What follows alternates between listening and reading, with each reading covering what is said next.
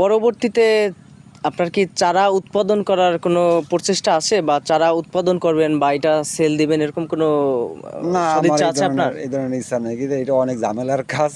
ঠিক আছে, এই ঝামেলাটা আমার পক্ষে নেওয়া সম্ভব না। মানে এটা অনেক ঝামেলা, অনেক ঝামেলা। আমি তো দেখছি অনেক ঝামেলার কাজ এটা আসলে। হয়তো নিজে যদি একটু ফালাইয়া করে এটা ভিন্ন বিষয়, কিন্তু এটা বাজারজাত করাটা খুব কঠিন। এটা অনেক অনেক অনেক ঝামেলা, অনেক।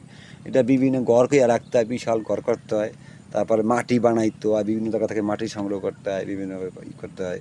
তারপরে মাটিটা পলিথিনে ভরতে হয়, ভরার পরে ওইটার ভিতরে বা চারা বীজ রোপণ করে ওটা ঘরের ভিতরে বর্ষাকালীন বৃষ্টির পানি যে না ভেজে, বেশি পরিমাণ বৃষ্টিটা যেন ভিজে না যায়, জন্য ঘর করতে হয়। বিভিন্ন রকম ঝামেলা আছে এটা, বিভিন্ন পোকামাকড় আক্রমণ আছে, বিভিন্ন পদে ঝামেলা আছে। ওইটাতে সবাই না যাওয়াটা বেটার। আর যারা ওইটার উপরে যারা ওইটা পারদর্শী বা যারা ওইটা নিয়ে থাকে, যারা ওইটা নিয়ে ব্যাপক পরিমাণে চাষ করে, তারা তো নিজেরাই চারা করে, তাদের জন্য ঠিক আছে।